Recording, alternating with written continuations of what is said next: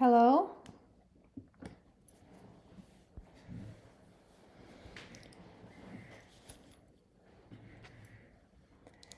Hello, Maria. Hello, Sha. Tell me, do you hear me?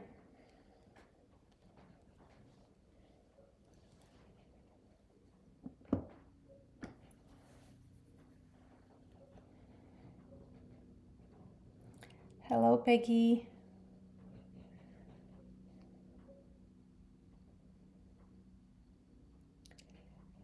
Oh, great, great. So this is my second try for YouTube live session and hope today everything is gonna work perfect. Hello, Montreal. Oh, different places, India, America, Portugal. So nice to see you all here. Let's wait a few minutes. Loud and clear. Okay. If you need to turn a little bit, Germany. Oh, great. Nice to see Germany. Almost neighbors, not quite. I'm in Latvia. It's the northern part of Europe. Netherlands. Great. Wow. All across the world. Beautiful. Do you see also my table view, my line drawings and reference? Let's check everything, if everything is visible, and we can start painting. And you can, all the way through this painting session, you can ask me questions. I will look in the comments section and give as much answers as possible. These live sessions are amazing because we can more communicate, you can get more information, more insights. Hello, and also we have an assistant here, which you can see in the comments section, Silu. This is Simona, my assistant. She will help you with maybe some links or some more detailed information. So if something will be necessary, she will write you in comment sections. So she will be a little help for me today. Okay, we can start slowly the process while maybe somebody else is joining, and I'm all really happy to see you here. Okay, I have my line drawing.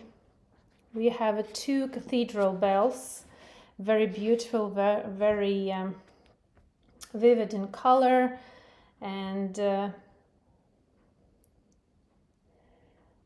can't wait to comment for live. Okay, so I have an elastic eraser. This is Faber-Castell elastic eraser, which this one particular is almost a year with me, and it holds elasticity perfectly and does the work amazing, so no need to buy all the time a new one.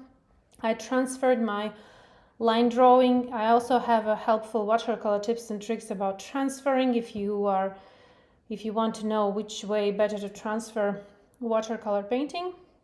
And I'm rolling over my transfer, removing the excess amount of graphite of the paper. And after doing that, our elastic eraser becomes dirty. And many think that after a few times it is done and you need to buy a new one. No, don't do that. You need to squeeze it and differently manipulate it, and again it becomes pink, bright. Hello, Toronto. And ready to be used again. So this is a really good elastic eraser to remove some graphite marks of the paper. Okay, and these parts of Cathedral Bells are very light ones. In the reference, I have the reference right beside me on the planchette, iPad. I always encourage my students or any other who is looking my tutorials on YouTube, open the reference right beside you. That way you can really zoom in the areas that you are painting. Right now I added a reference also to the recorded session, but in realistic watercolor painting we need to go into detailing, really into detailing, and that is possible. You can't do that by looking at on the small screen, whereas in the little corner a little reference photo. You need to open it right beside your tutorial, pause the video when you need it, zoom in that area that I'm painting or talking about, and ask yourself those questions that I'm telling you. Do you see those tonal values? Do you see those color tones? And think on your own as well. So these sections are very light, and in order to keep that light even after finishing the painting, we need to remove almost all graphite marks, but really carefully, because we don't want to damage the paper.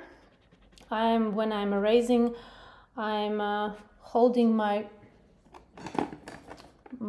eraser very lightly and with big brush removing dirt from the paper.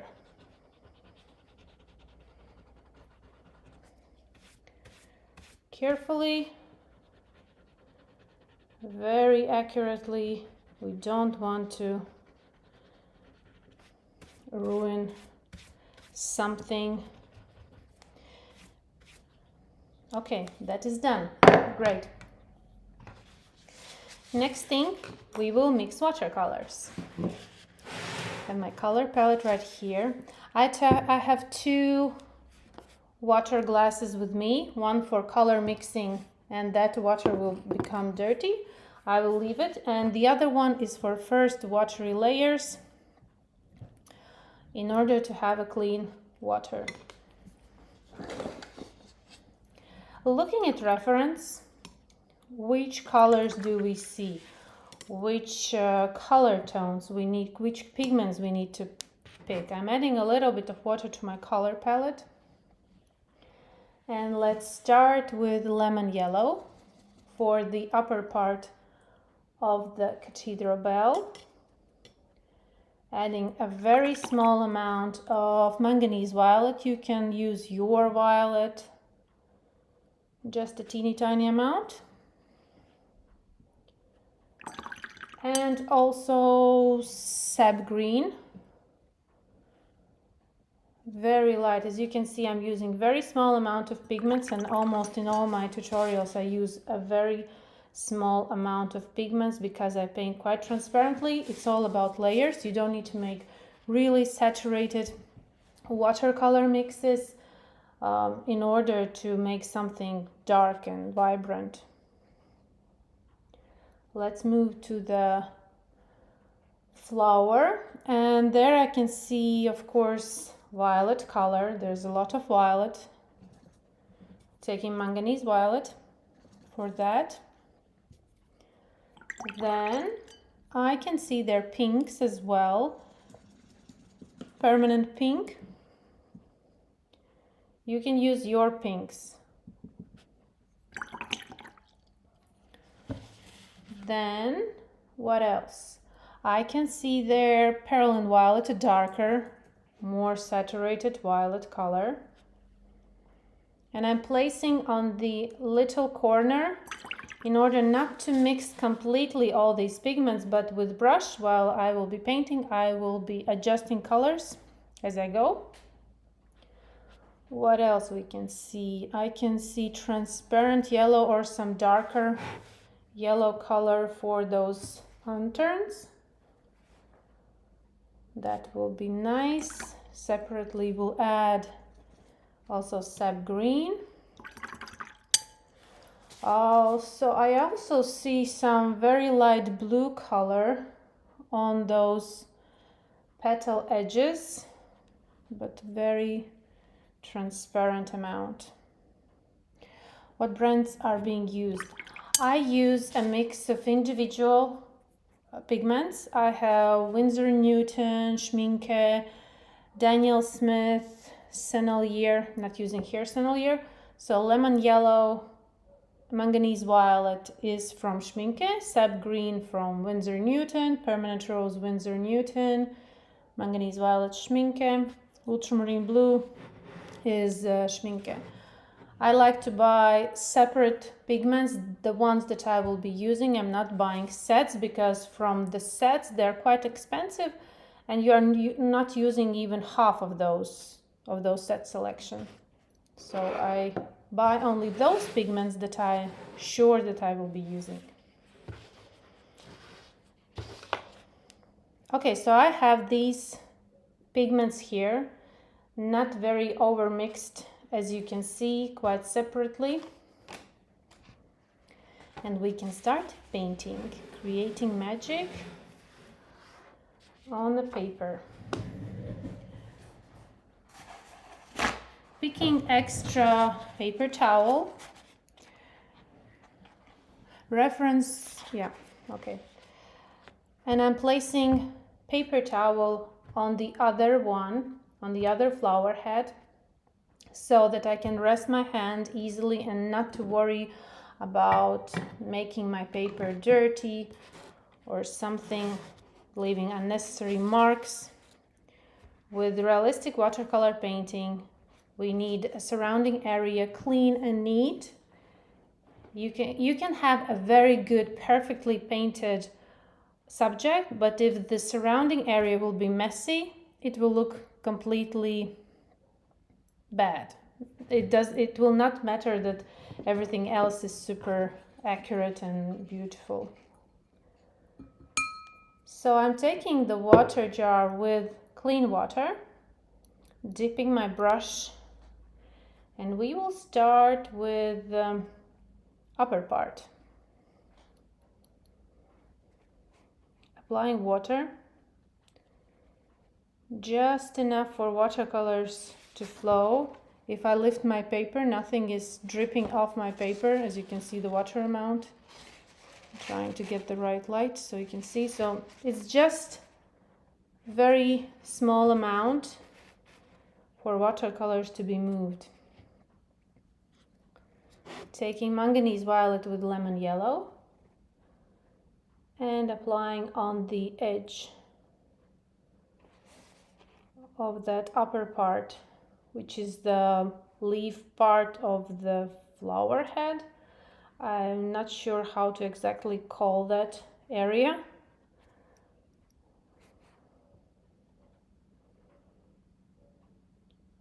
Very transparently. I will move camera a little bit closer for better view.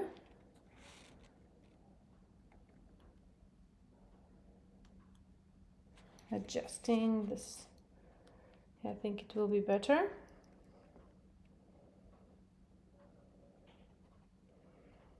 And in the middle, placing transparent amount of lemon yellow with sap green and a little bit more of yellow to the left side, where the sun is shining through, and creating this beautiful yellow light. As you can see, everything is very transparent. All my graphite marks are visible, but we will remove that a little bit later. Moving forward. Again, manganese violet with lemon yellow.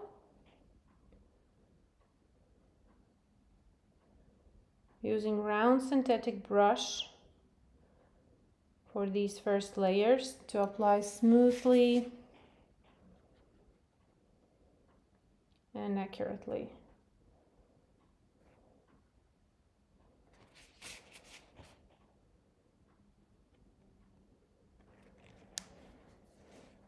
Like this.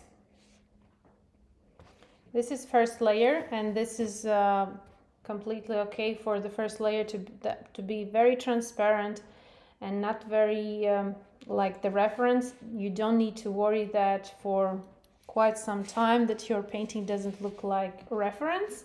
It is watercolor painting and it's all about layering. If we will go straight with very dark and saturated watercolor mixes, we will finish up with flat looking painting. We need to establish color tones, tonal values in order to move forward. While the surface is still a little bit wet, I can add here a little bit darkness more.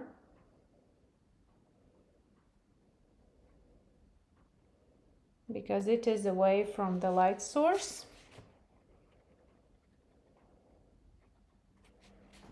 Yes, and now we establish tonal values of these two sections. This one is a little bit darker and this one is lighter.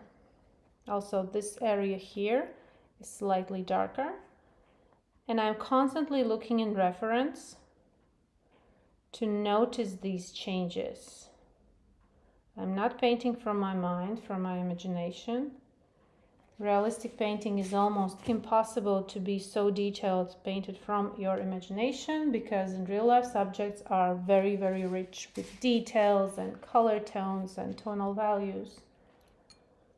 Let's move forward. Starting with this petal, very beautifully ruffled flowers. Taking the mix of manganese violet with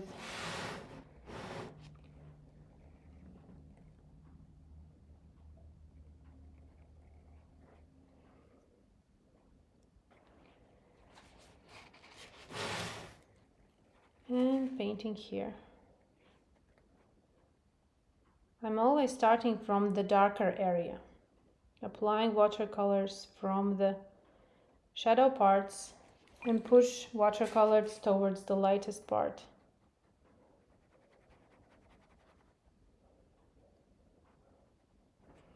I can see that my first layer is too pink.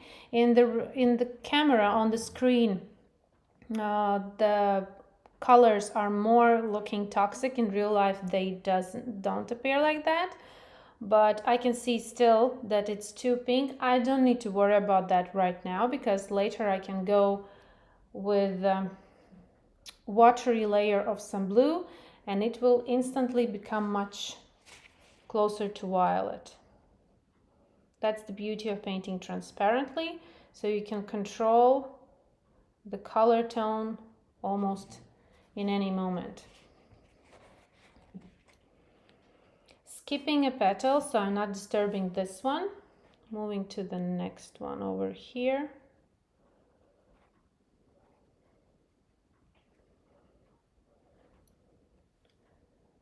We'll add a little bit more of manganese violet.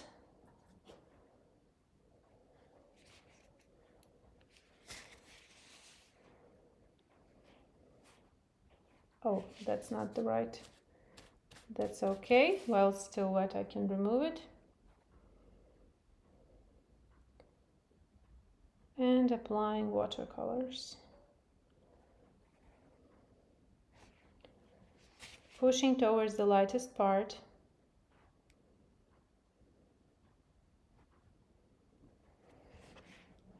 This one is more violetish, so I'm not really worried about this one. We will adjust it a little bit later.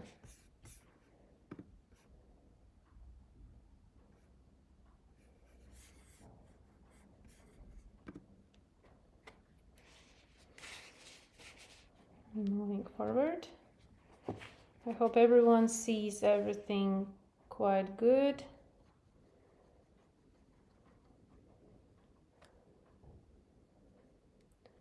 Very light amount is here because this part of the flower, inner part, is exposed to light and is very, very light. Now we are building the base for the flower, and we are not looking at those beautiful petal veins at this point. We need to paint the area which is behind,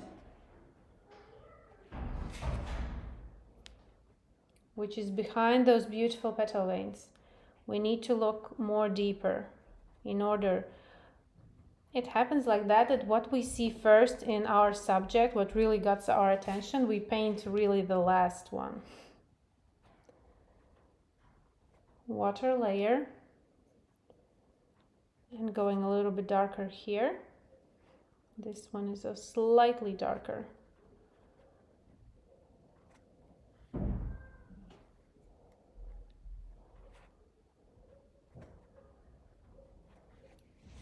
Washing my brush. I always have in my left hand paper towel where I clean my brush after it comes from the water.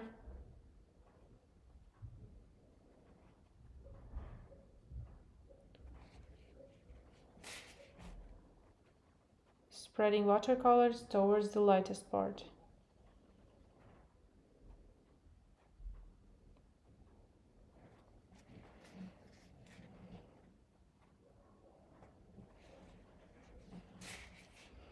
Nothing seems like the reference right now. Don't worry about that. That's just the first layer. Moving forward.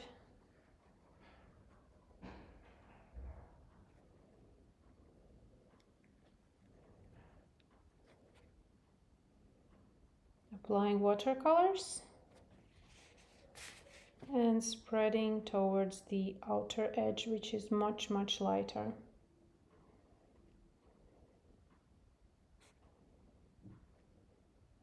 Careful with the outer edges, we don't want to go over them.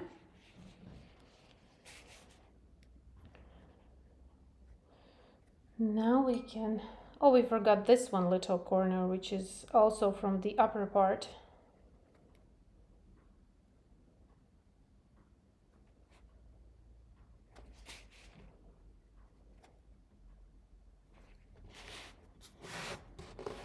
How I can place another paper towel here and move my color palette closer so you know where I dip my brush. Like this, I think it will be better. Taking finer tip brush for smaller areas, it's much easier to apply watercolors with a finer tip brush. Carefully not to go over the edges to the other parts that we are not painting at this moment. Adding Perylene Green, very small amount.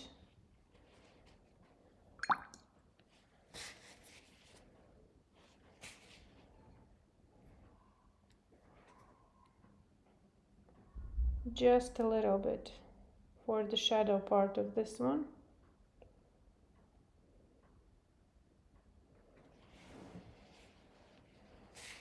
Still, everything is quite light.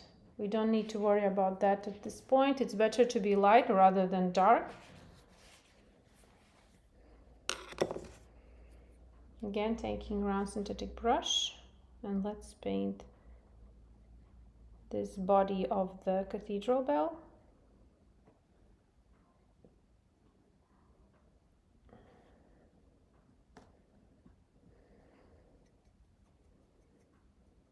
Let's add a little bit of blue here.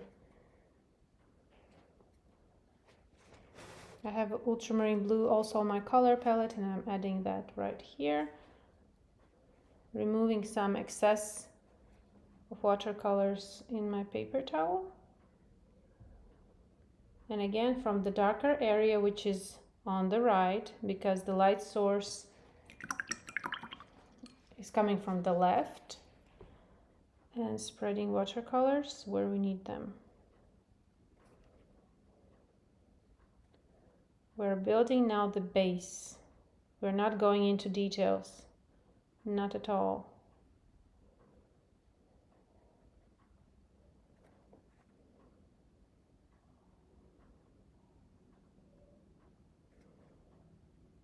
First layers, I call them an ugly stage, because nothing seems right, nothing seems like the reference, but that's completely fine. Adding a little bit of pink on the left side. I can see there's slightly pink color on the left side.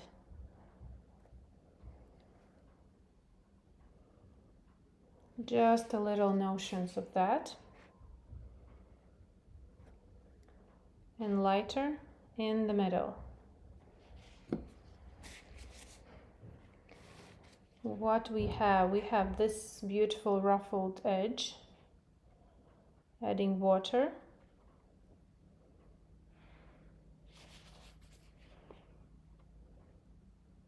Starting from the darker area, which is closer to the inner part, and spreading watercolors towards the outer edge.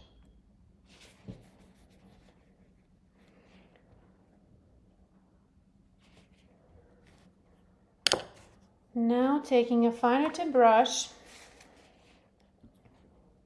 and taking transparent yellow and putting some color on the sentence. I'm constantly checking reference. When I'm pausing, when my brush is pausing on the screen, it means that I'm looking in the reference. Just little touches of transparent yellow.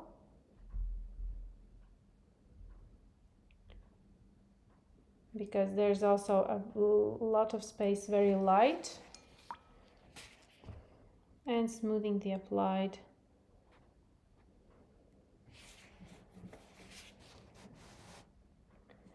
Then we have a beautiful stem, which is right over here.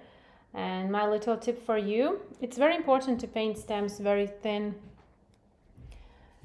and light. And I know that I tend to go over the edges and can finish with a thick looking stem, which is not natural and not realistic. So what I do, when I transfer my line drawing, I paint stems thinner than they appear in reference. In that, I know that I have some small space where I can go over the edges. I don't have a super steady hand. If you do, that's amazing.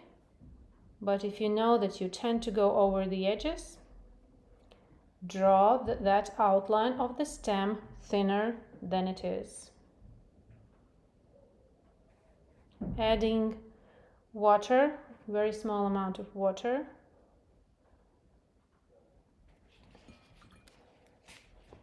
I took from the second mix and more where is Perylene Violet, because that stem is very much intense and darker than the upper part of the flower. And now I'm smoothing with clean and dry brush.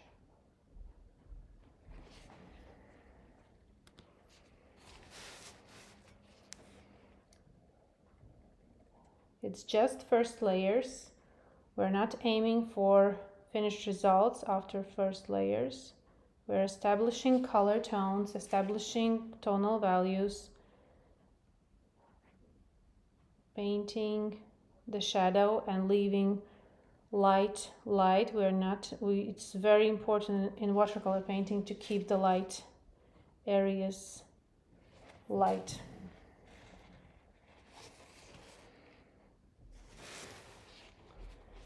Now we can also add, there's a little edges still unpainted, very light.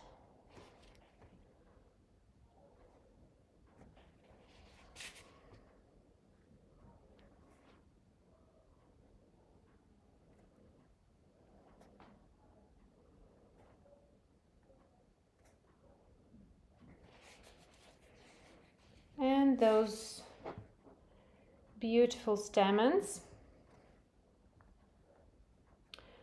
we need to paint them. We can see that the light is shining and creating a border where the shadow finishes and light starts. So I'm adding water to my stamens. I also paint them thinner than they look in the reference.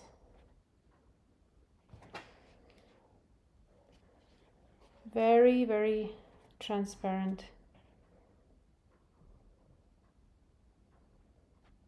And very, very light. So we have room to go darker later.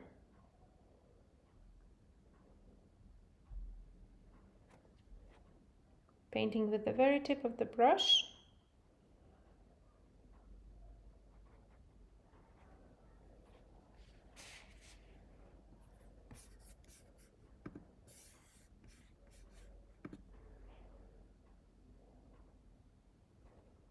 Very accurately, very slowly, we don't need to rush. Just establishing colors.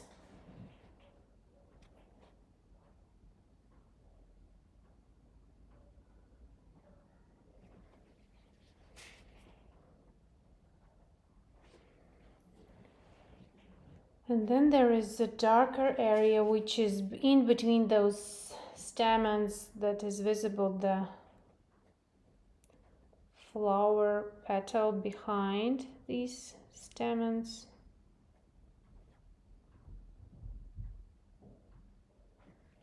We can paint that later, but just a little notion that there's something going on behind those stamens.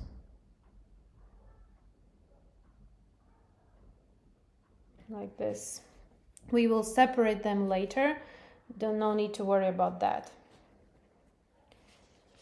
So this is the first layer for the first flower, and now I will leave it to dry, to paper to rest, in order to later remove graphite marks. Now we can paint the other one, which is slightly different. There we will have some lifting, which also many of my students and viewers are asking, how to lift the pigment and make those shiny areas. And this, the second one, has a beautiful shiny area.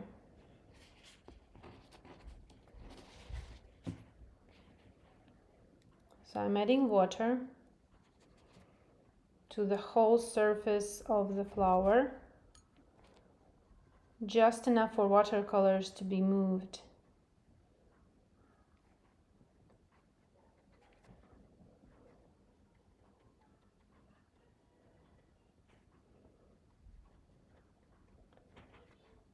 Okay, applying water.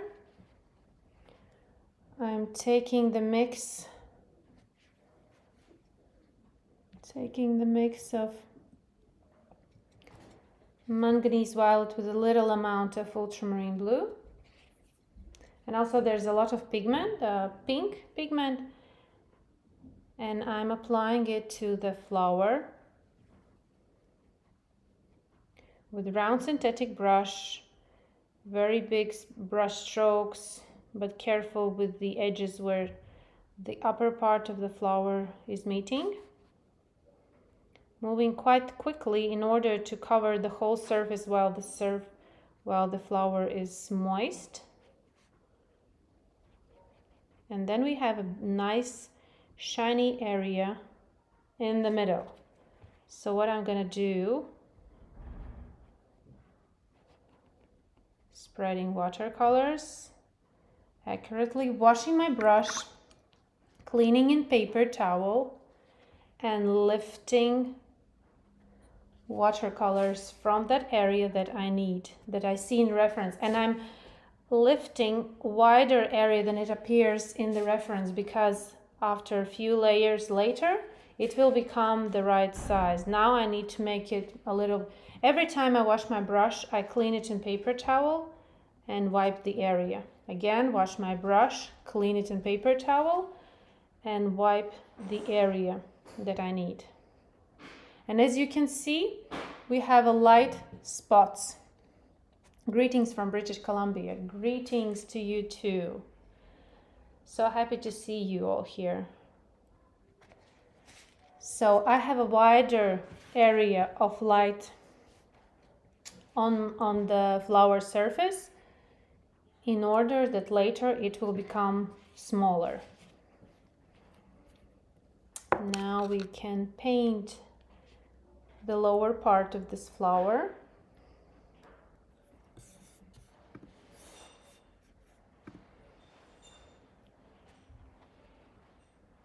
applying water, loading with watercolors. That area is slightly darker, so I'm taking a little bit darker color, but still it's quite transparent. It's not super dark. We need to keep things light and transparent in order to build that realistic painting.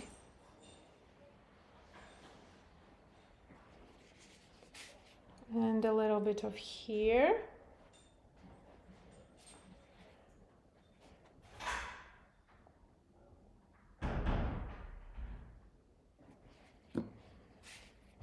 There's the lower part of this flower, inner part of this cathedral bell. Also a little bit here. Then there's a little area over here. And also here.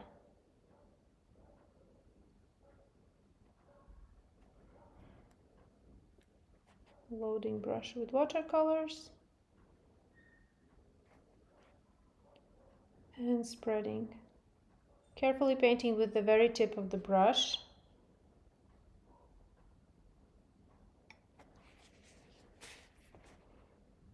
Moving watercolors towards the edge. Like this. A little darker spot is coming right here, but not going too much into detailing. This is just the first layer, a very transparent amount of watercolors.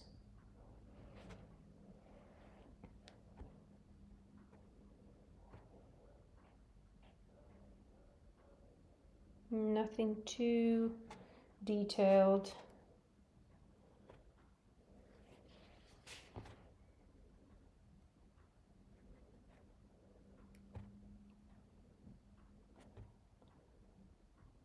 Okay. Now let's check the first one.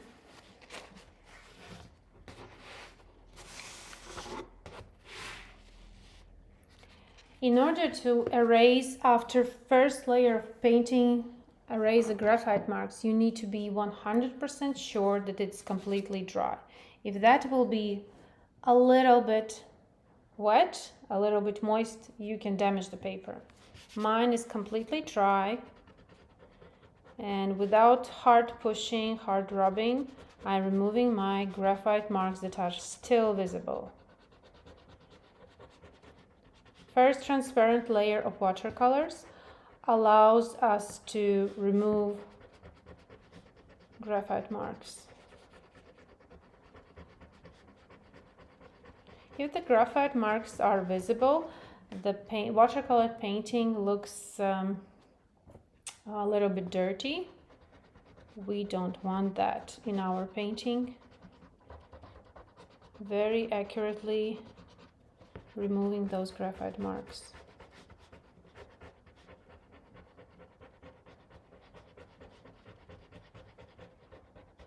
Okay. And I have a bigger brush to wipe the dirt from the surface.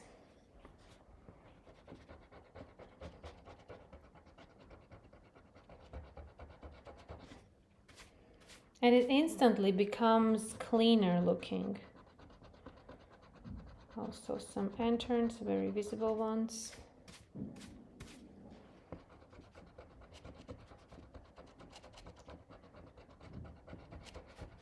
Removing those dark graphite marks. And the second one I will not risk because we just painted it. It can be slightly moist.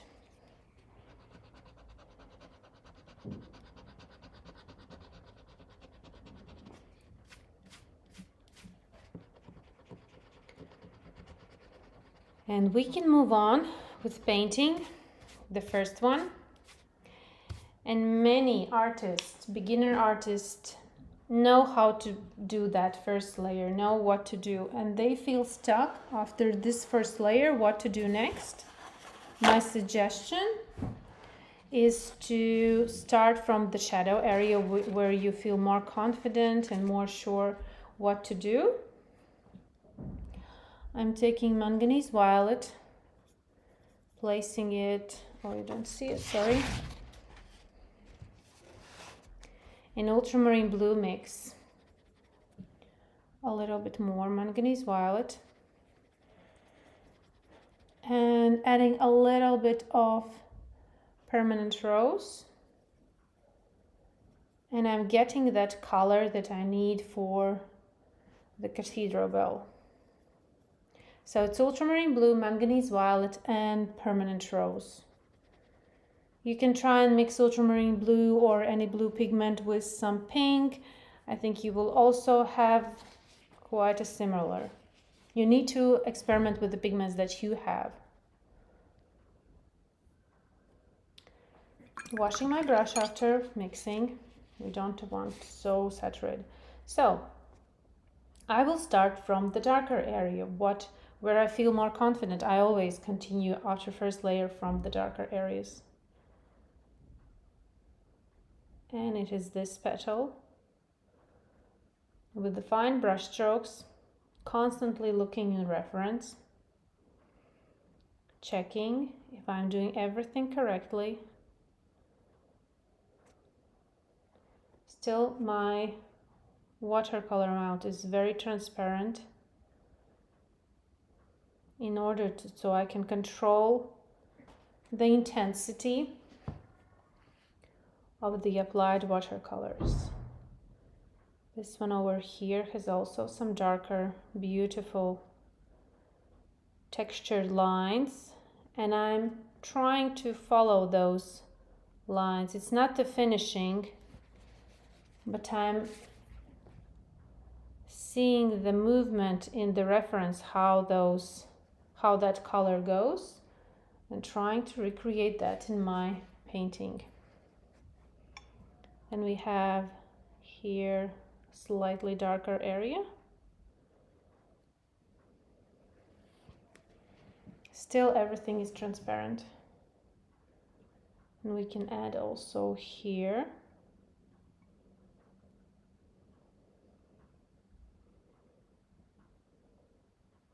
There is unevenness in the surface of this flower. There are no very smooth watercolor layers that I can see.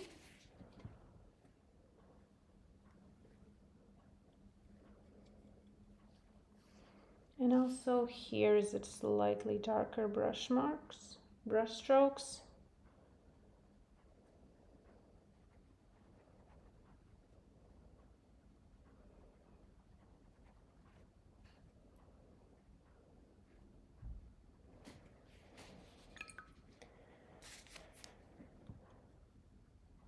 A little bit of pinker color on the left side.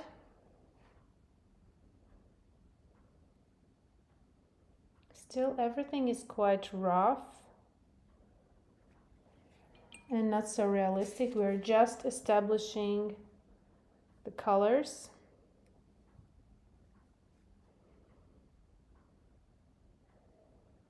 Painting in between those stamens. Careful with the stamens, don't overpaint them.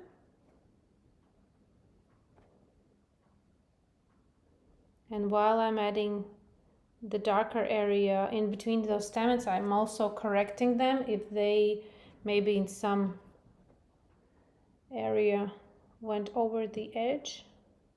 So now is the time that I can correct that area.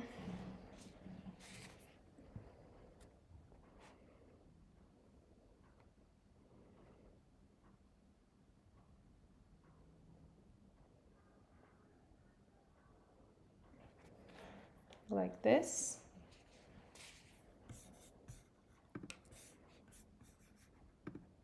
If you have questions, you can ask.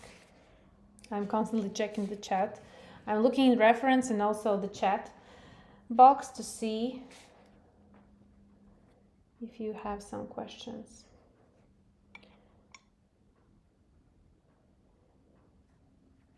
Adding a little bit darker area on this petal's edge.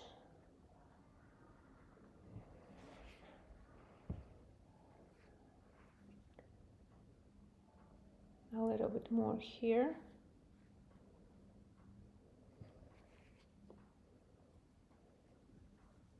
I'm using the colors from the color palette that we pre-mixed. If I'm adding some new pigment, I'm telling you that, but I'm painting mostly that I have on the color palette.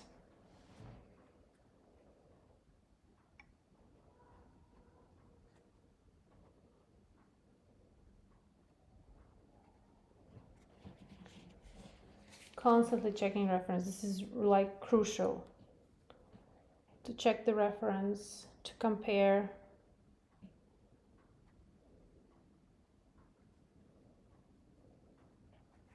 Adding a slightly darker over here.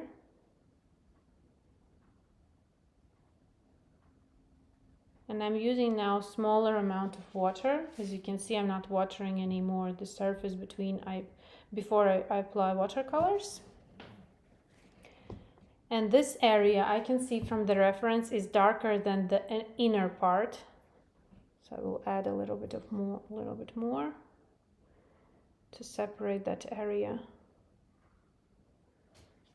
And as we do that, we instantly add volume and some separation between those.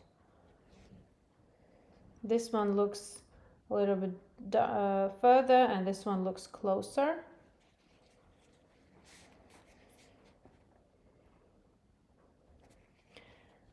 Now I'm taking a round synthetic brush, washing in water and cleaning in paper towel. Loading with very transparent amount of watercolors. Again, removing some excess of pigment and going over with very watery wash. I'm slightly smoothing the applied watercolor, those brush strokes. I'm not completely painting them over, I'm just slightly smoothing,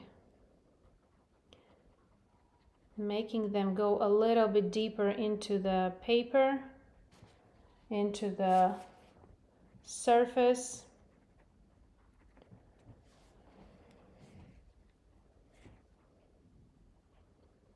It gives more natural look, and the next layer we can again go more into finer brush strokes. We are building that background. We're not going into detailing at this point.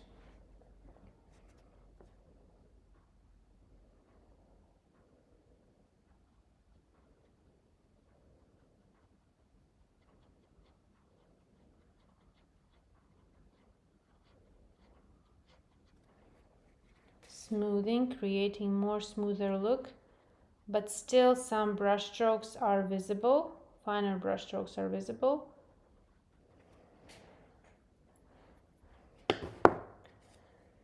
I will leave this area to dry, give the paper to rest, and we can erase now.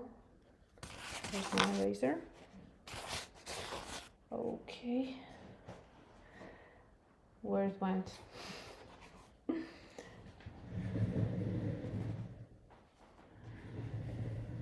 Okay. Okay, my eraser went for a walk. Okay, I will get another one. Strange.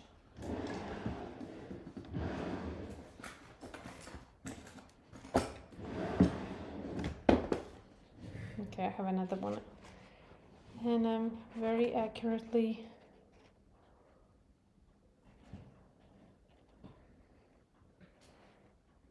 I found it. Sorry for that.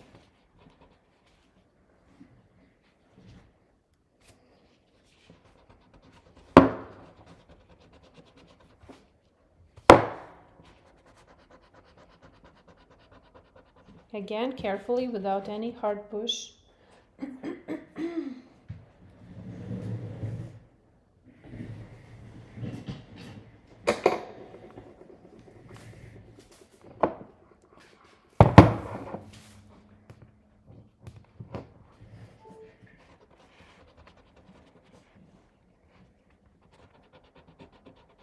Erasing.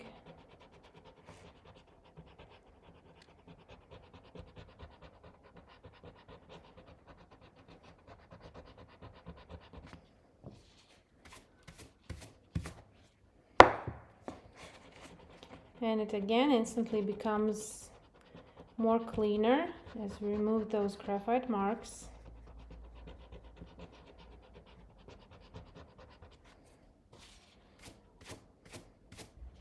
And we can apply the upper part for this flower head. Watering the surface.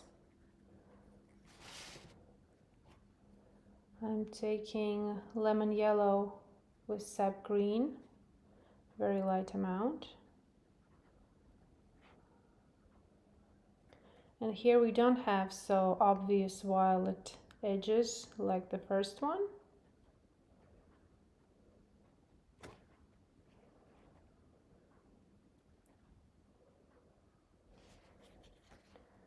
And the second area.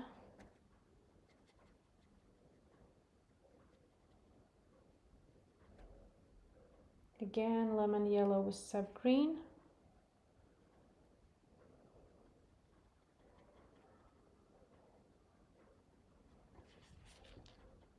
And with the finer tip brush, I will add those little pink edge lines. Just a little line. And a little bit here on the curved edge line. And also right over here. It gives a nice touch.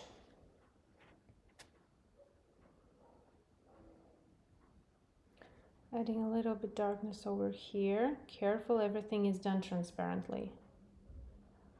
Constantly checking reference. Nothing is done from my imagination. I have all the information I need in the reference.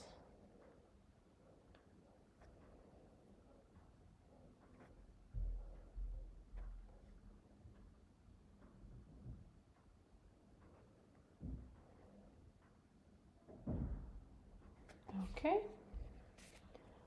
And slightly darker spots are over here.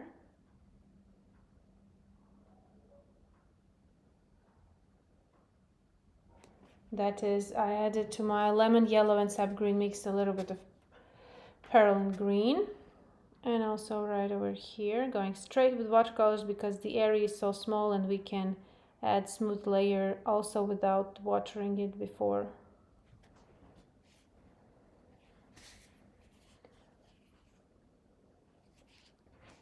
Then we have dark stamens.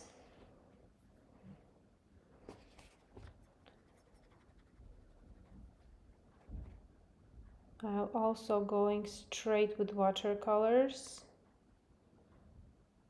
And there's light section in the middle. So again, I'm painting the whole stamen.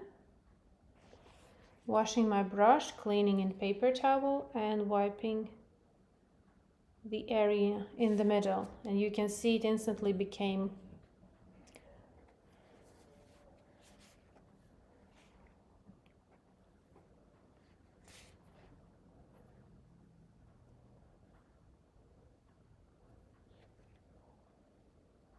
and another one. And the third one. There are 3 stamens. And wiping the area for all 3. Okay, we can leave that.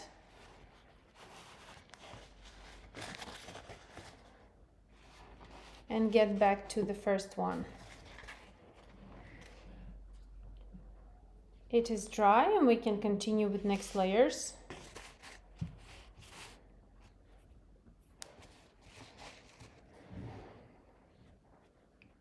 Adding a little bit more Manganese Violet, a little bit of Ultramarine,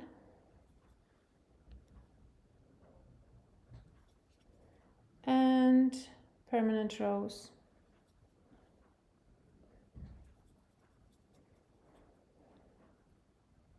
I also have a very nice pigment called Red Violet, which is from Mijello Watercolors. It's very intense fuchsia color, I think it calls like that, but it's called Red Violet, and we can use it a little amount of that.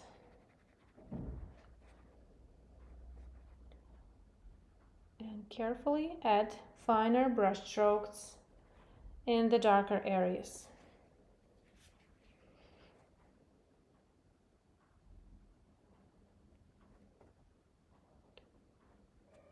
In the upper part of this petal, there is the light in the reference. We see there's a light. Not so light as it right now with my painting, but still it is light. So I will adjust the light and the darkness a little bit later, but it's important that I keep that light. Remember that with watercolor painting, it's important to keep light areas light, not overpaint them.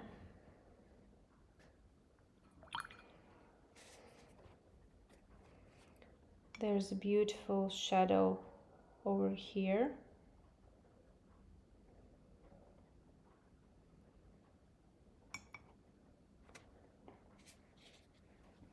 So everything is done slowly and accurately. We are not rushing things with realistic watercolor painting. If you are for fast results, this is not the style and not the medium to especially realistic painting.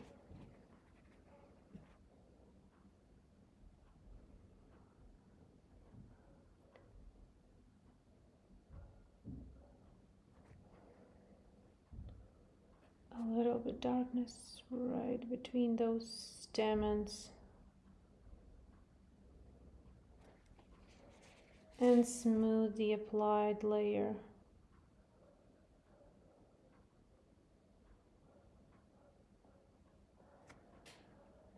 Yes, we're separating the stamens.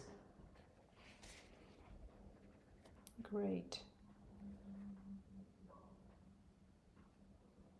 Adding a little bit darkness right over here, smoothing the applied layer.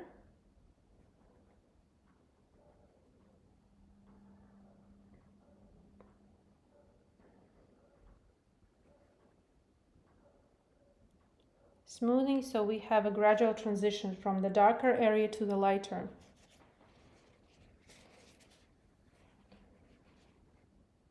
Now I'm taking a little amount of Ultramarine Blue with a round synthetic brush. I'm washing and cleaning in paper towel and taking a very watery amount and going over the edges, the light edges of the petals to give a little bit cool pigment. I can see that I'm missing a little bit of cool color in my painting, especially on those edges. They are exposed to light and we have their cool color.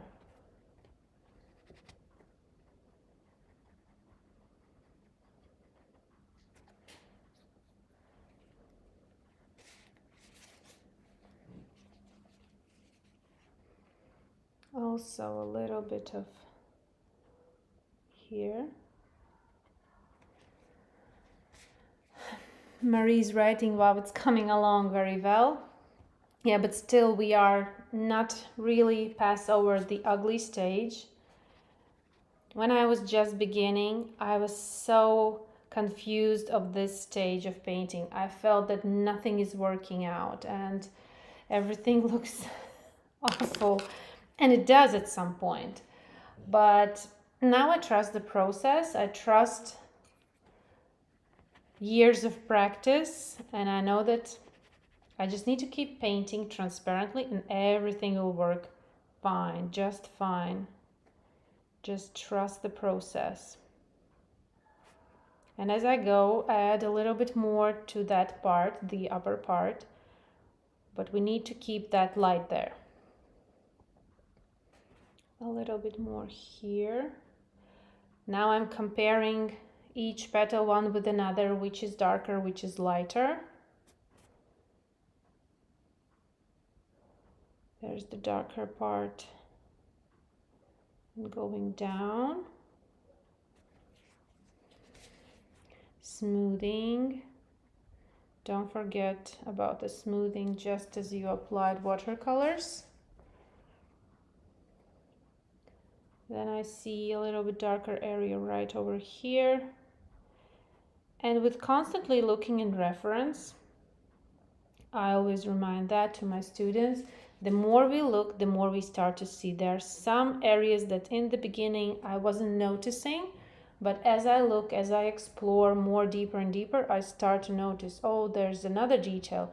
Oh, and then there's another shadow, which wasn't there in the beginning.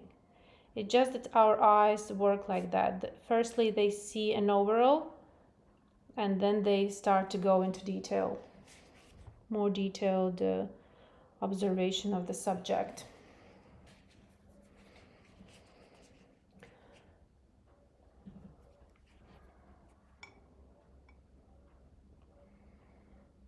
Hello from Virginia. And it's nice to see you all here. I'm so excited to have this live on the YouTube. The previous one, for some technical issues, didn't work. But now we are live on YouTube. So great. I have live sessions every month on my Patreon. We have, in fact, 2. We have in the beginning of the month some paint along, and at the end of the month we have a feedback session, live session when I go over students' works, comment, give feedback, positive ones, give recommendations where to move, where to paint more. This is always so nice to talk live and to see how all you are working and what are you creating. It's always very interesting for me and inspiring. After those sessions, I feel so inspired to create more, to share more.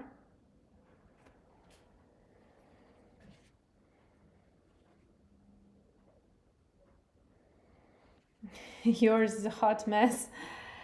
That's it means that you need to look this tutorial later again and paint more slower by pausing the video. I'm just trying to, the time is the limit always for me in my tutorials, and I want to give you maximum, and then so you can pause the video, paint on your own.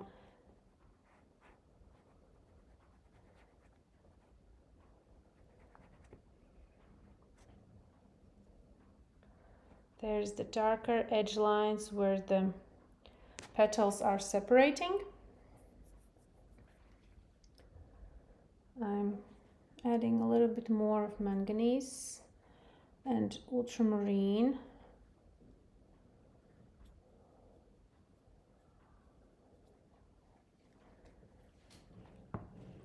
And now I'm adding a little bit darker, more saturated watercolor to the edge of some, and want to go into those beautiful petal veins that are so tempting to paint. Let's try and add some. Remember that we need to make those petal veins really thin.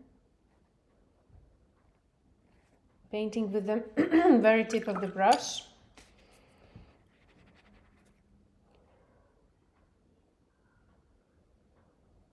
You can go first few veins very light in order that you know that they will be just fine. And constantly checking the reference, always. That is like a must.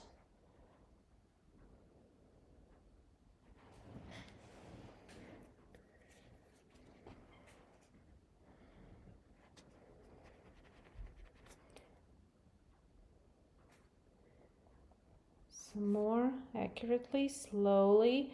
Need to follow the direction of the veins. The direction of the veins will help us create the illusion for the viewer how those petals are formed and where they are going. We don't need to completely paint them as they are, like 100% the same. We need to catch the look, the texture, and the characteristics of the flowers that we are painting. We don't need to completely copy. This is still art. You need to remember, this is art. We have a photo in front of us. We don't need to recreate another photography. But what we do need to create a realistic painting, we need to catch that feeling that looks there. That when the viewer looks, he sees, oh, this is this Cathedral Bell, if he knows the name. Okay, slowly adding, checking there's the darker area right over here behind this petal, and it goes like this. Again, smoothing the applied, it's too obvious. I'm smoothing the applied layer.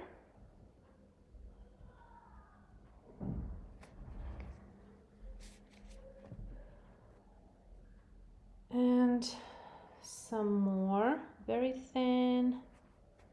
If we need, the better direction to apply veins is from the thicker part closer to the edge where the veins become thinner. So I'm turning around my painting and going the right direction. Okay, turning back.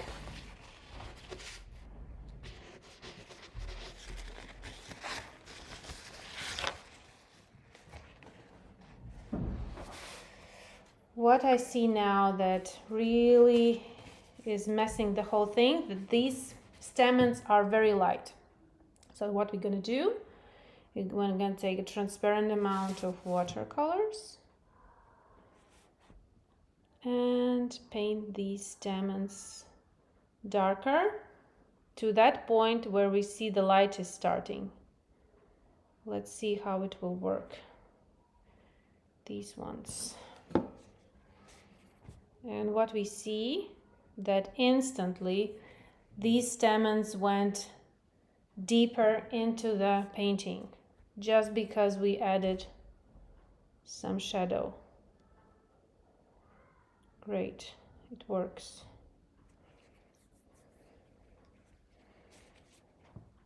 Now this area is slightly darker.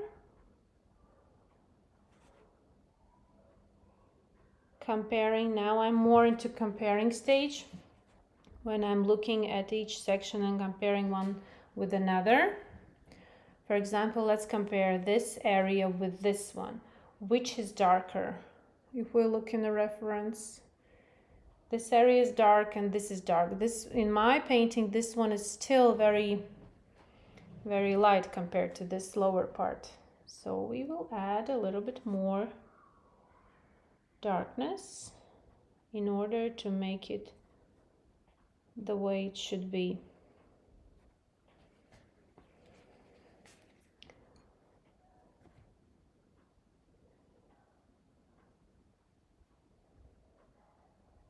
Okay, it is better. Still need a little bit more right over here.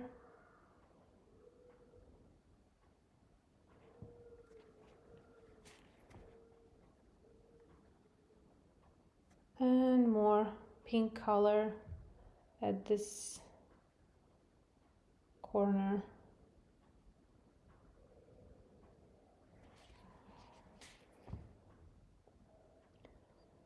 And a lighter in the middle part. This is better. It looks much better. Then we need a little bit darkness right above this curved area. And a little bit darkness right over here.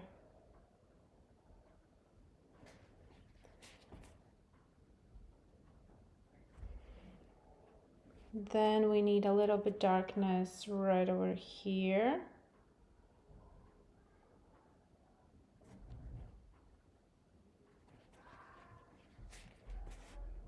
So we are slowly separating petals one from another. And also we can work on the upper part of this flower. Okay.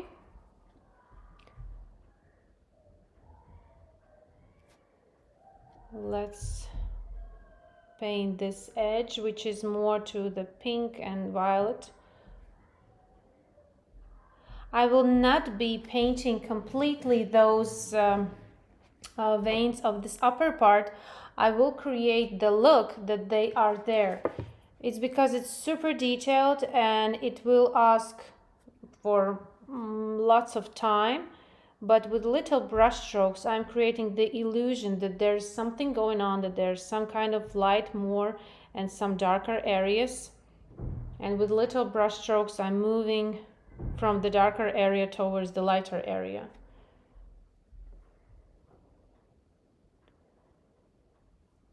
Here. So you can see just with little brush strokes I'm creating that illusion that there are some kind of lighter and darker areas. An uneven look of the surface. I'm showing you the way, the approach, and you can always push yourself and paint more detailed, more accurately. I'm showing you the beginning stage of realistic painting. To go really into detailing, it asks not just even few hours, it asks for days and weeks. I read once in one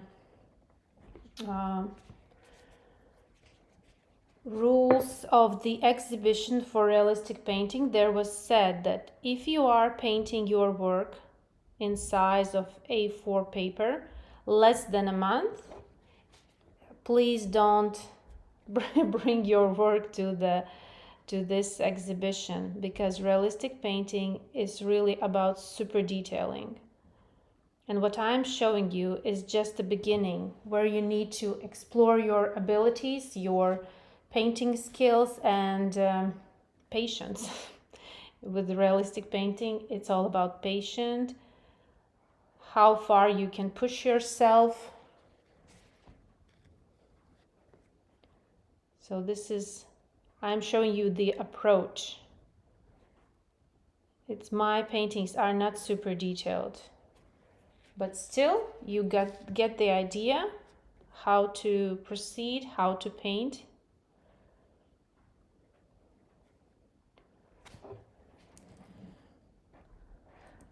I absolutely love how you teach and are so descriptive while you paint. Watching your video has been so helpful.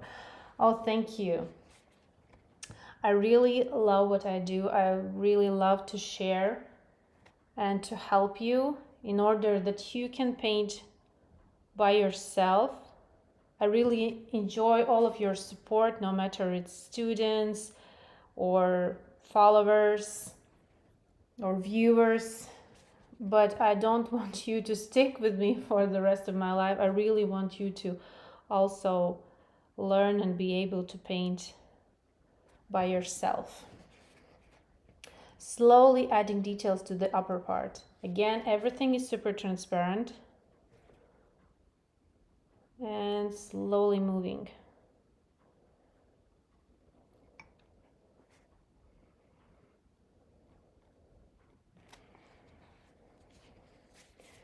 Let's paint the stem. It's very dark where it meets the flower head. Also will help in realistic painting. All these little things help us build the realistic look of the subject. Don't skip those little details. They're super important. Don't underestimate them. Little flaws, little texture lines, they really help to build a realistic painting. And it doesn't mean that something is small, that it's not important. No, other way around. It's super important. So as we added a little bit darkness to the stem, we instantly create the depth. And also there's darkness on the other tip. Then you also need to notice that this stem is curved and the lines are changing. So the line which is here up goes there behind, and it creates the look of the curve.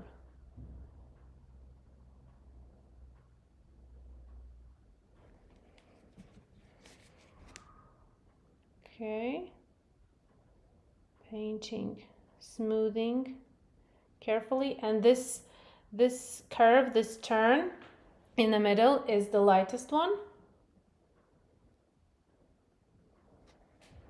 like this. So we have the illusion that something is closer, something is turning and goes away from the viewer.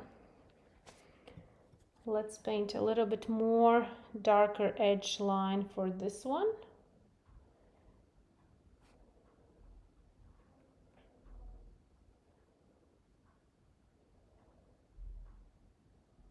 Slowly and accurately, adding a little bit more lines to create the illusion of the veins. You see, just with simple brushstrokes, we're creating that illusion. Now we need to make this one darker. This one is really sticking out, but we need to make it more deeper. I'm taking Perylene Green here to my lemon yellow and manganese violet mix. And let's add it here.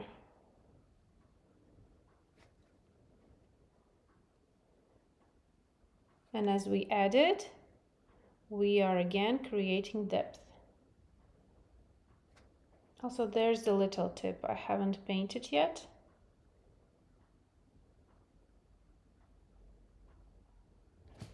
Okay.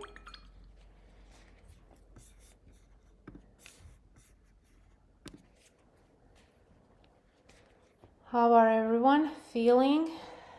Following, watching, or painting along? Would really like to hear you or see your comments.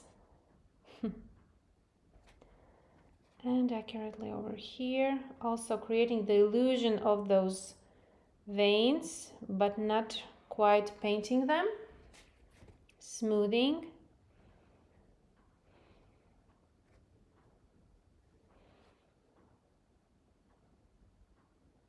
We need to make this area slightly darker.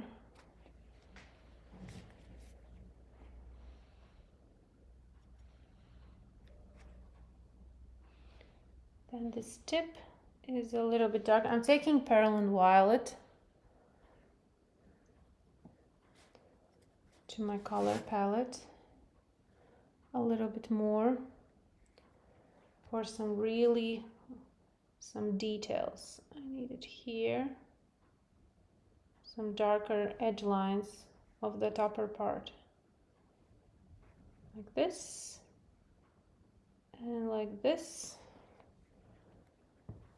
So these little details are important.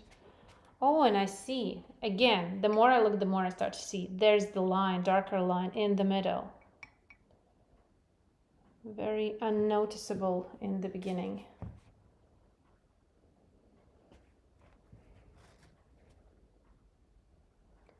And also a little bit of here. So slowly we are passing the ugly stage and something starts to look more and more closer to the reference. We are painting for more than an hour, and yes, it takes quite a long time to get a realistic look of the painting. Again, the realistic painting is not about speed. It's more about being really in the process, enjoying the process. If you will be too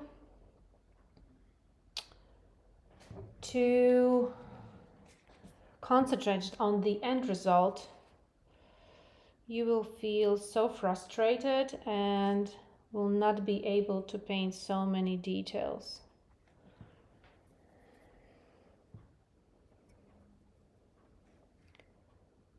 Okay, another one over here. And then there's the edge also over here.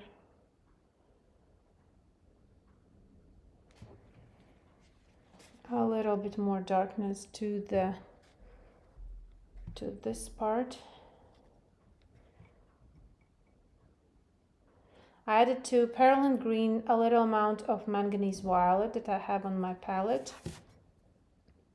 So it becomes slightly gray, and this area over here looks a bit gray, grayish green.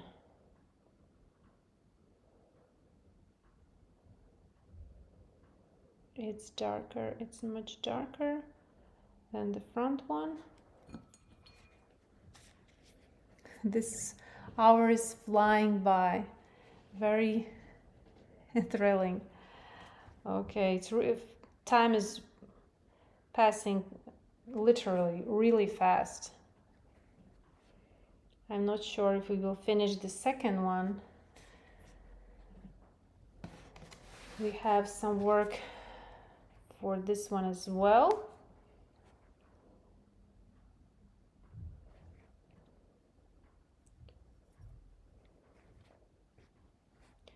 I need a little bit more darkness over here.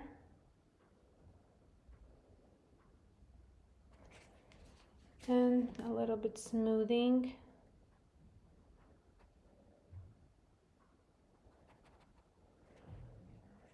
Like this. Still I can see that compared to the reference, this area is much darker in general.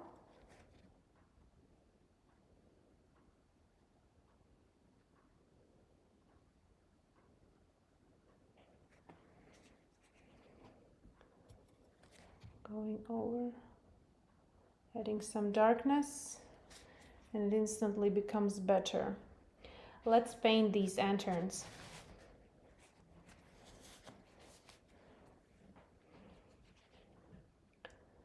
Taking a little bit of green mix that I have on my color palette. There are some areas that are slightly greener.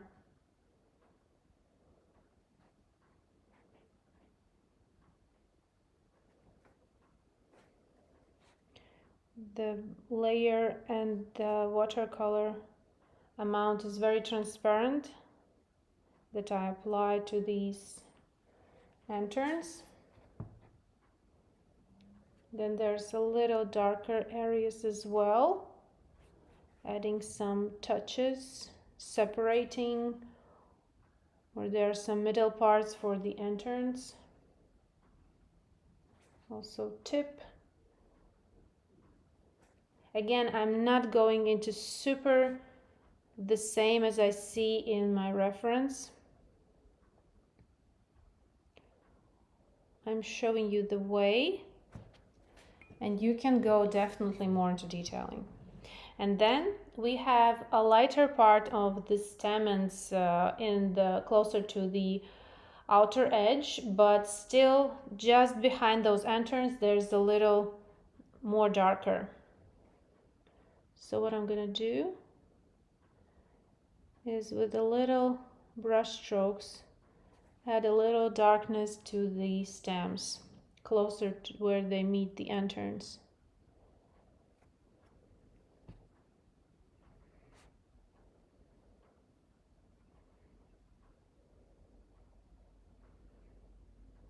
We need to attach them, and as you can see they're attaching nicely, creating this look. A little bit darkness on the upper part of the stamens. Yeah, we have darkness over here for the stamens, then there's light. We need more separation in between them.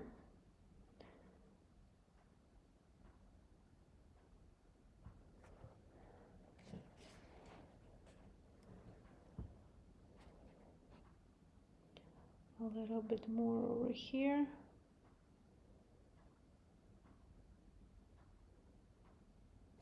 And as well as here.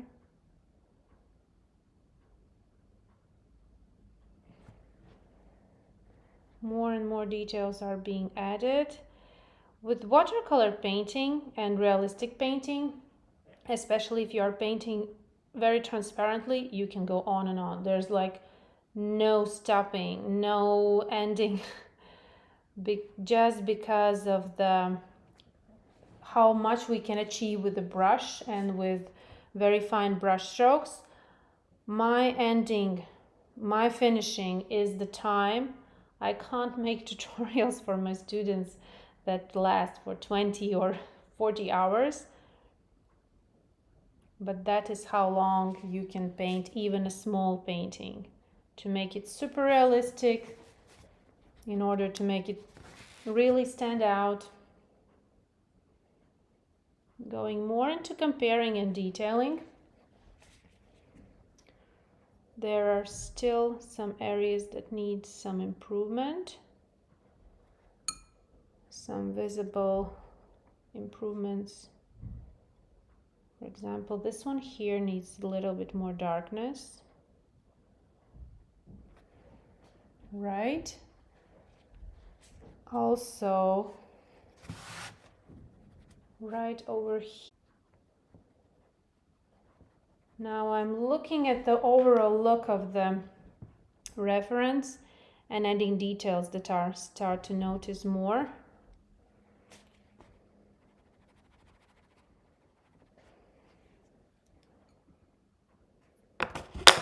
Taking round synthetic brush, taking that red violet, adding manganese, and let's add some watery wash in some areas to create a more deeper, darker color where we see in the reference that we need more darkness.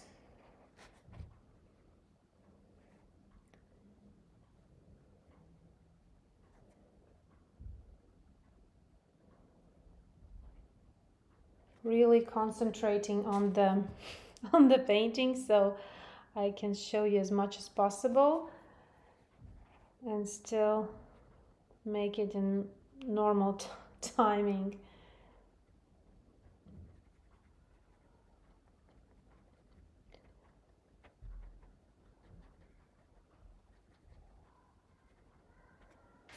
Yeah, it looks better.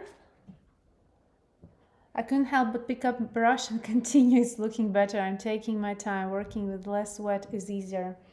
Yes, more wet, more water is used in the beginning, but later it's lesser and lesser amount of water, only for those watery smoothing layers that I'm doing right now.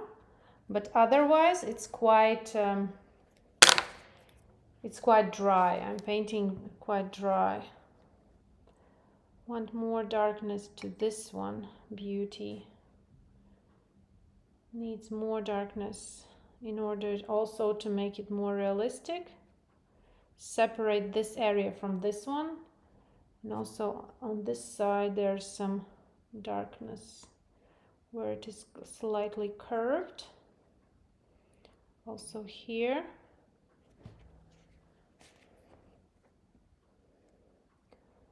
And also right over here. You can see it is darker. Yeah, I can see in the reference this part is much darker.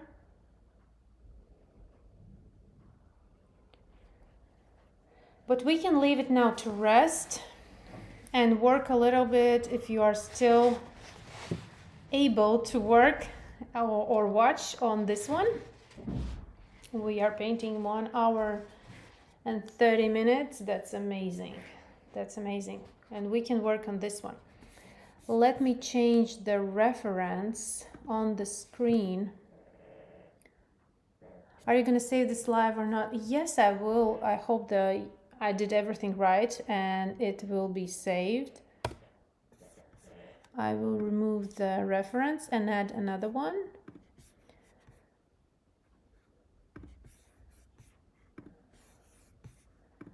Wait a second. It will be a little bit bigger, but wait, I will make it smaller. Let's have a reference of the second one on the screen, like this, okay?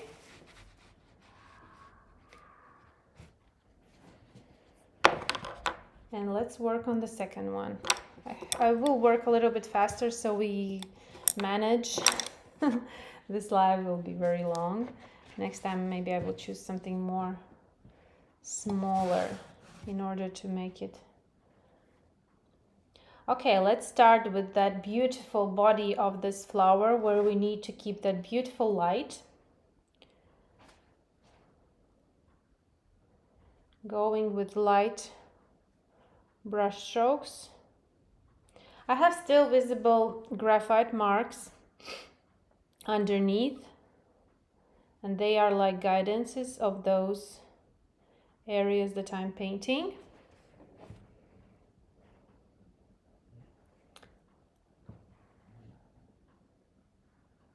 The live is going in and out, losing what's yours. Okay, sound check. Do you hear me? Do you see what I'm doing? And do you hear me?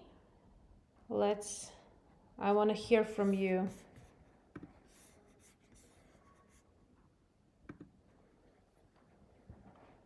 Let me know, do you hear me?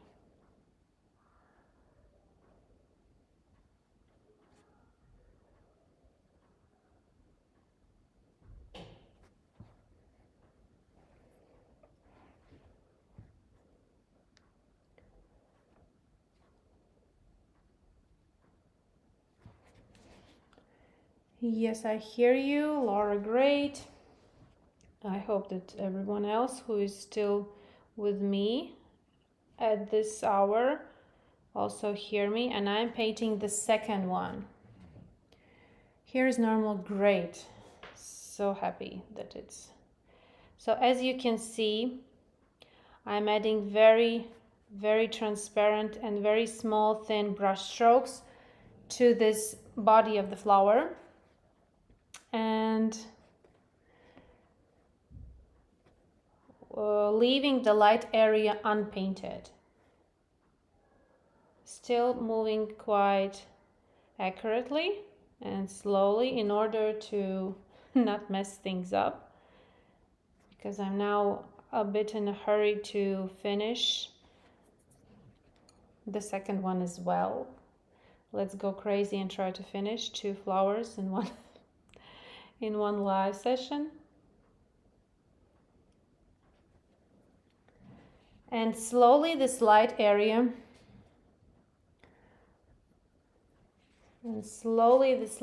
becomes more lighter. I'm not using any white color, I'm not using any masking fluid. Everything is done with the brush and leaving the light area light.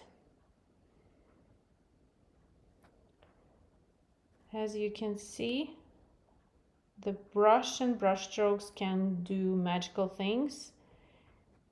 The white of the paper is the whitest white. We can't, in watercolor painting, have more lighter something that the paper is light.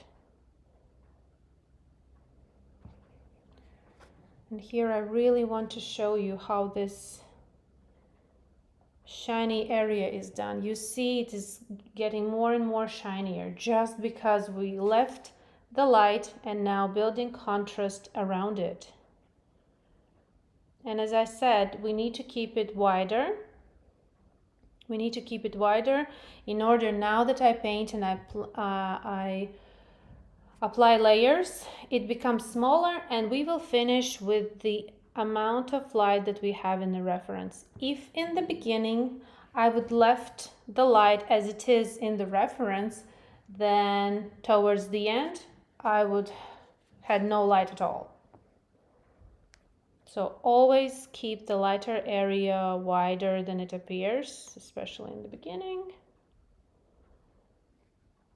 in order that you have where to go.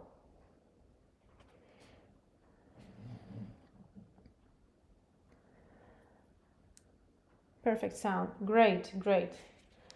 I'm excited that you can hear me.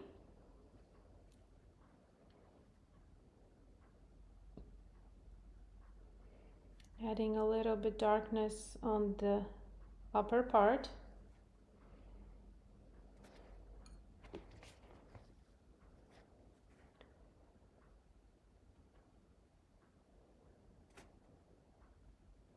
Smoothing the applied layer. Taking more Perylene Green and adding that Manganese Violet that I have on my... You see my color palette is quite empty, but I still managed to get colors. I'm not creating big and saturated watercolor mixes. I'm painting with professional watercolors and they last for a very long time.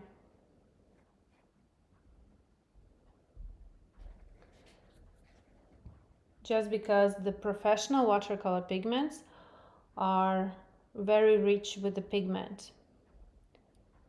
And maybe, yes, they are more expensive, but you will paint much longer with them.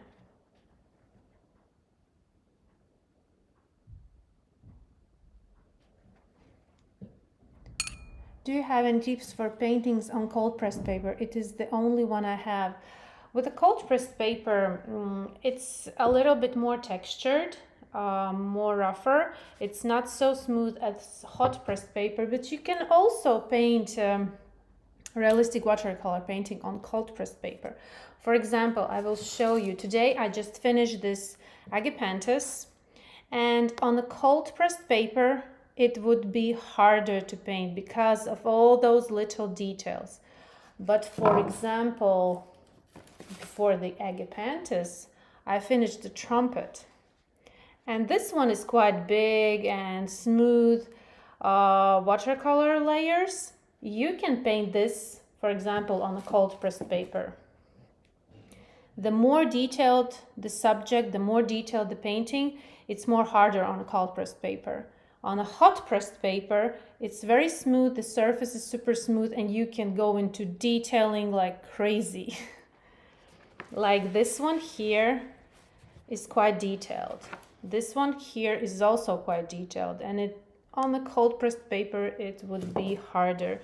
But you can choose more bigger subjects with bigger petals or bigger leaves, not so detailed, and you can still paint the same way, the same layering, the same water ratio.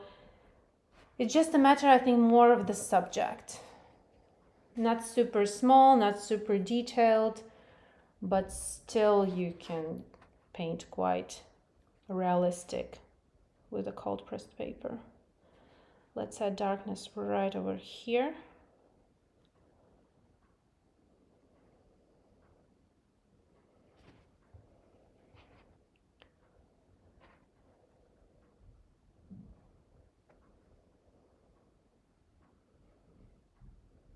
There's the,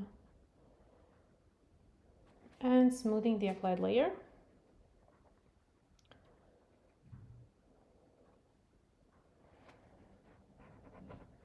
And a little bit more.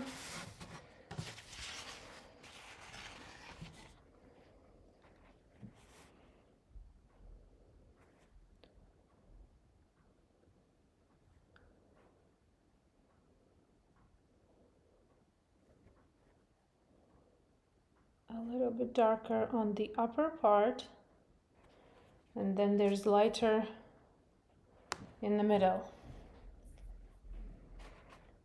A little bit more darker here where the petals overlap, and a little bit more darkness there. There's like, they're connecting and creating this darkness. That this one here is also darker. This area is darker.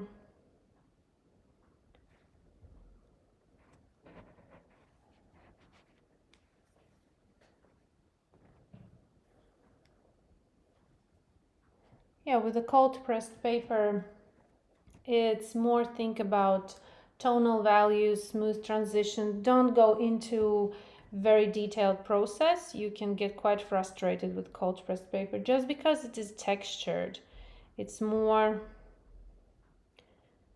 and also it depends on the brand. There are some brands that with cold pressed paper they are still quite smooth. Then there's some brands that are super rough, super raw. Yeah. And smoothing the applied to make gradual transitions, even on those little, but for example, these stamens that I'm painting right now would be a little struggle on the cold pressed paper.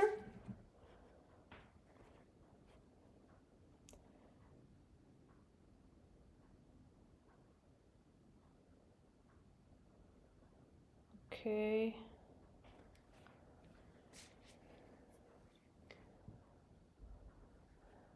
Let's add a little bit transparent yellow to the lanterns. Again, because of the time limit, I'm not going into super detailing of the lanterns just because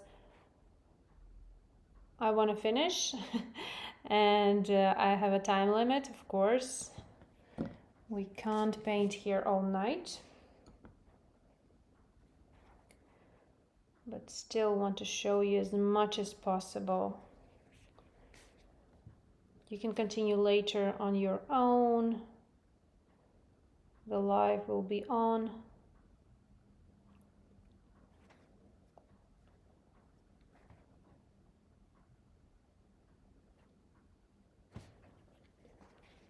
Okay.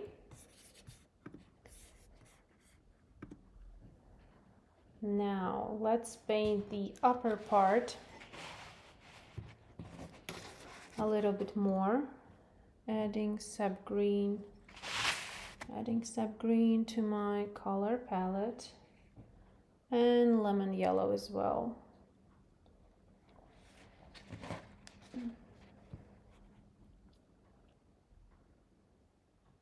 And again, with uneven brush strokes, I'm creating the illusion of those veins.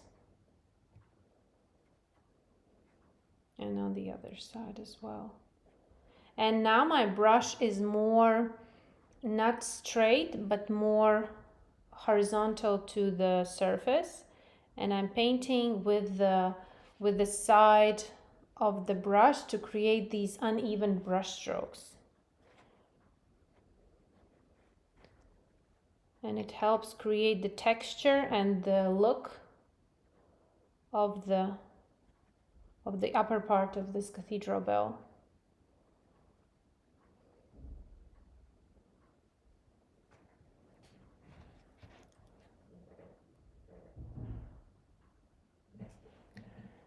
Something with the sound.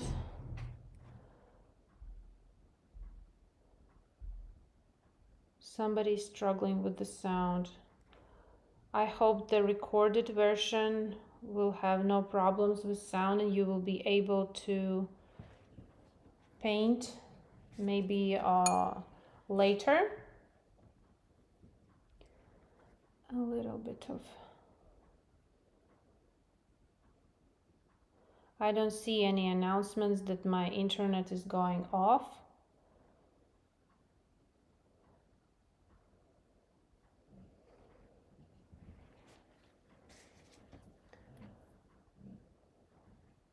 Adding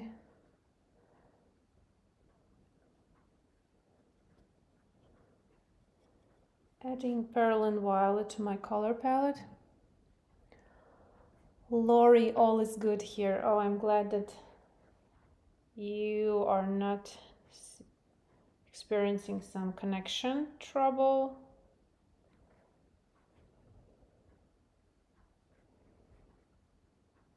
Very, very thin brush strokes for these edges. If you not feel so confident with the fine brush strokes, test first on a separate piece of paper. Test your brush strokes. If they look thin and nice, it's important for some details.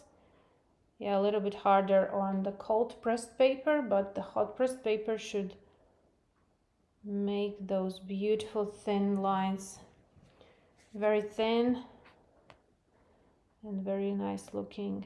Adding more here.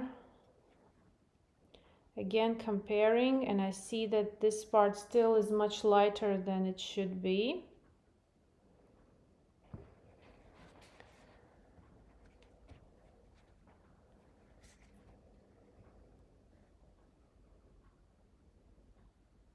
A little bit darkness, creating the look, creating the notion that there is these veins and these textures on the surface. Also, we need some here as well.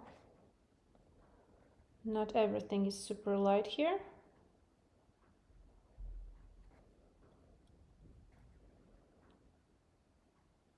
I'm painting for the first time this flower. I really like it. Know this flower for some time. It is one year flower and it grows super fast. And I wanted to paint it for some time. So this is my first attempt.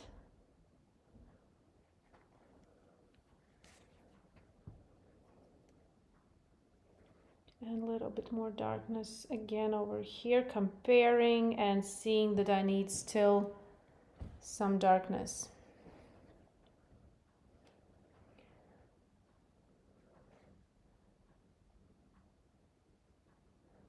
Right over here.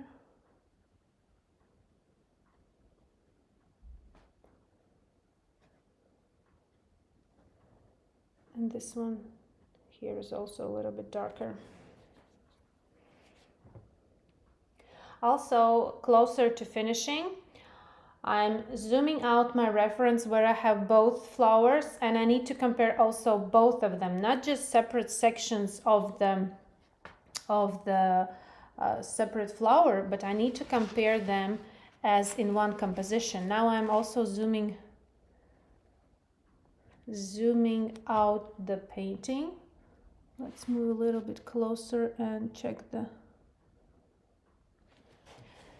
So in the reference, I can see that this flower is, let's add the other image where both flowers are visible. Wait a second, I will add and make it smaller. So we can compare now both flowers. At the finishing part of the painting, it's important to have a look on the whole composition in general. And as we look in the reference, I can notice that this one still is much lighter. This one is very close. This part needs more darkness. Now we are comparing the whole composition, how it looks on one painting, because this is like one piece of paper, and if it will be framed, they need to look together good in order to make an appealing work. Okay, let's add darkness right over here. A little bit more. Again, with uneven brush strokes. I'm creating the illusion of this uneven area.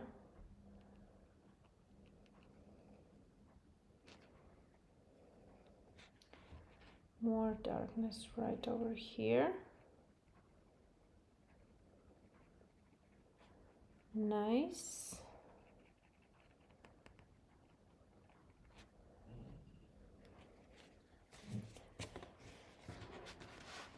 And this one over here is super light.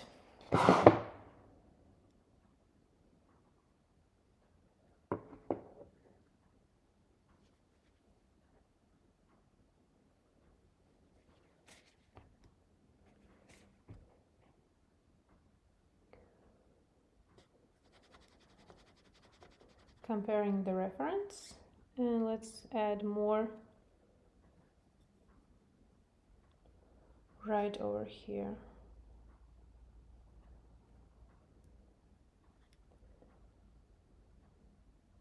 And leaving the light area light.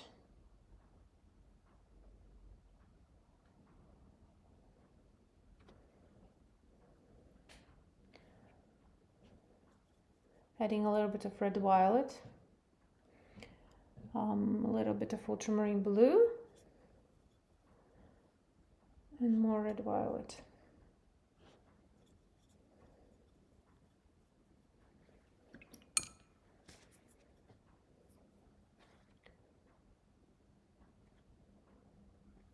If something is too intense, wash your brush and smooth it. It will lower down the intensity of some areas.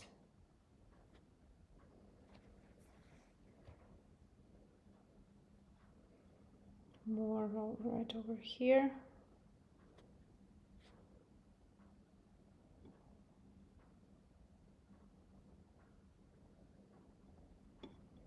And this one is not so light right over here. Looking reference. Now I'll take a round synthetic brush, wash it in water, clean it in paper towel, and take a watery amount of the watercolors I have here and go over with watery amount also here.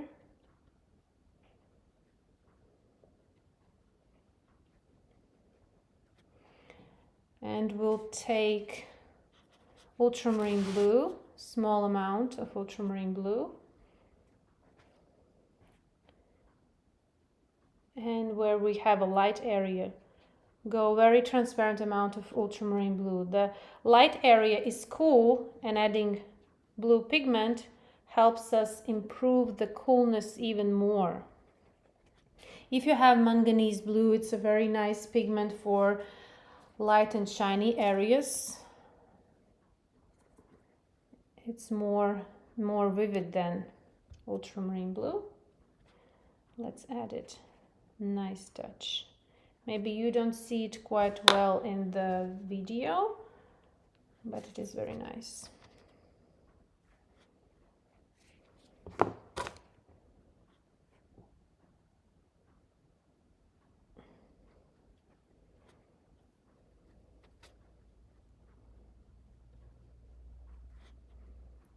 And adding more here.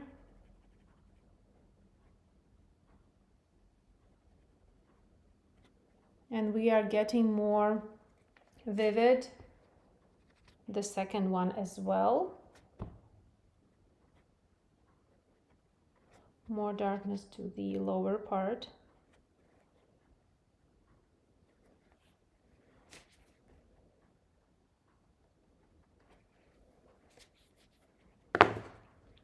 some details on the undertones.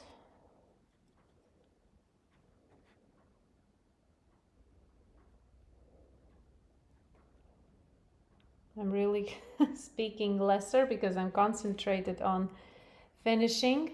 We are painting for 2 hours. Wow, that's amazing.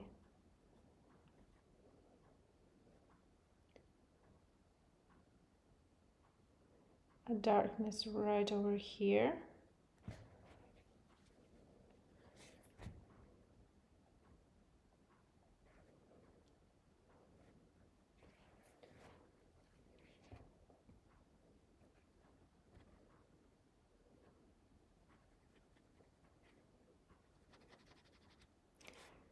It's not in the reference, but I have here one area that I think is visible from the back side, and I think it really works nice there. This is our work. We can add something, that's not a problem, in order that it's helping, improving.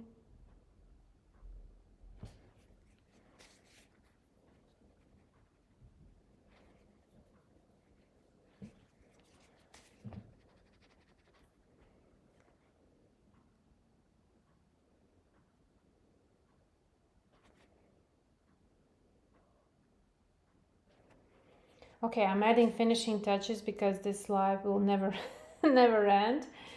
I can paint on and on. It's already 10 p.m. in my location.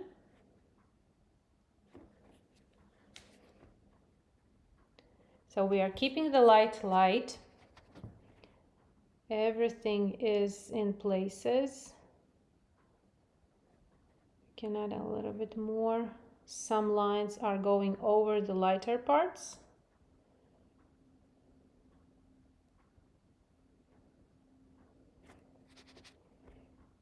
Almost finishing. I'm saying that I'm finishing, but still have my brush in my hands and continuing to add some extra layers. Okay, finishing touches, really.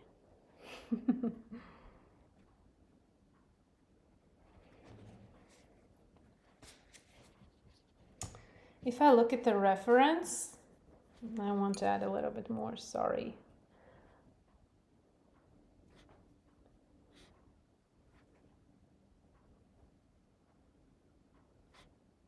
Some lines are darker and more vivid. I think this works fine, just great.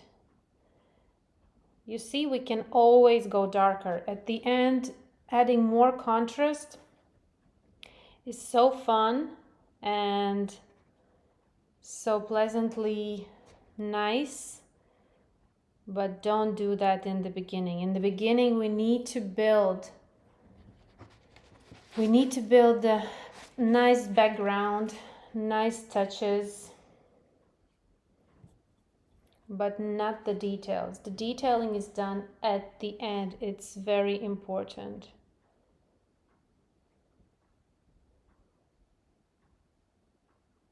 Like super important.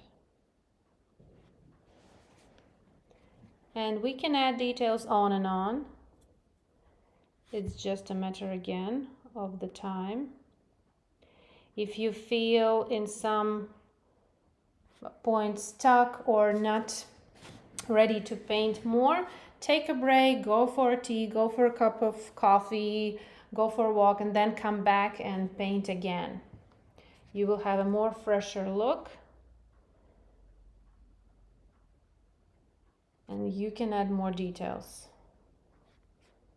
I'm showing you the way, and you can really paint more than I do in these tutorials.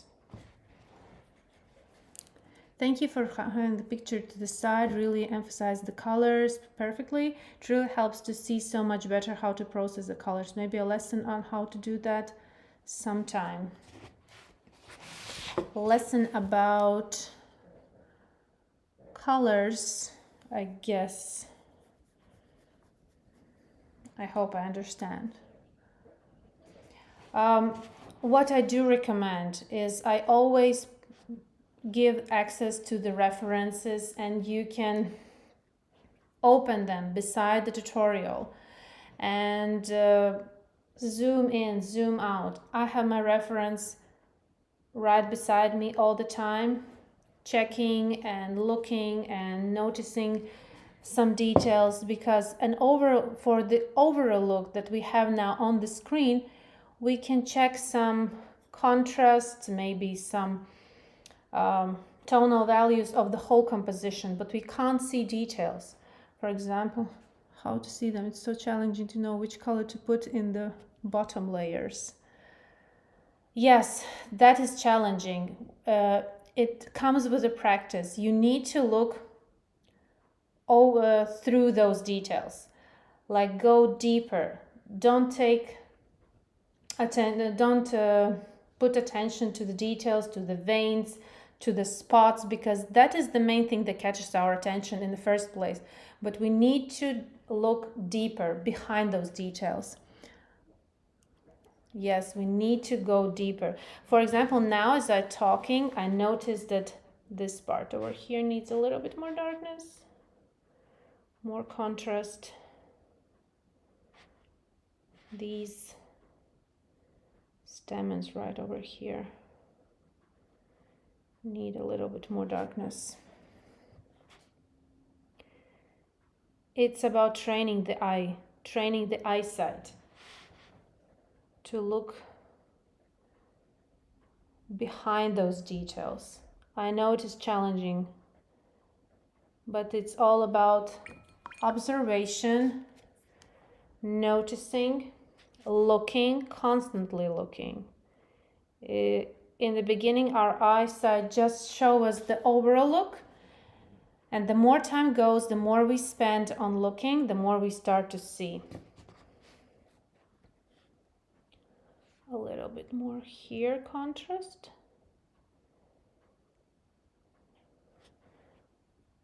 Now it's getting better and better. And I think these stamens need a little bit more darkness to dip them a little bit deeper into the inner part of the bellflower. Better. Yes, much better. So, any questions? I'm really finishing right now, so that we are not spending here all night.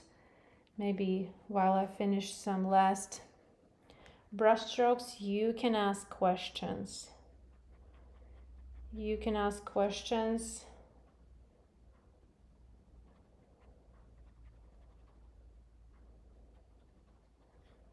Some finishing details. When you pick up the paint to put on your palette, do you use lots of water? No, I don't use lots of water. For example, when I open my watercolor box, I take the spray bottle and I awaken my watercolors with the spray, with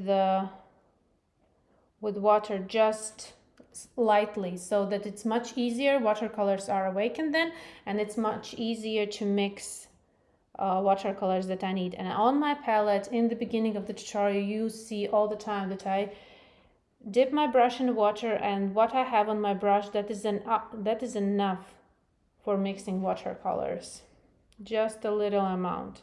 And I'm not mixing large trays of watercolor mixes. That is a waste of pigment. I really love my pigments, and I'm really economical with them in order so they will serve for a long time. Thank you. I hope you're able to sleep well tonight. Well, after these Zoom sessions, I feel very energetic, so I can paint on and on. But yeah, I need to have a rest as well. Just adding those last details. But thank you guys for being here. Thank you for your support. It means a lot that you come and you see and you paint with me. I think I have the same issue. When I think I'm finished, I see just one more thing, then one more. Yes, yes, that's the way. That's the way it goes. I can like, sometimes my husband drags me away from here. So okay, guys, thank you very much. It was a lovely live on the YouTube channel, and we are live, and I hope this session will be recorded and saved on the YouTube channel. Thank you, and ending the broadcast now. Thank you so much for sharing your beautiful talent. Thank you. Bye bye.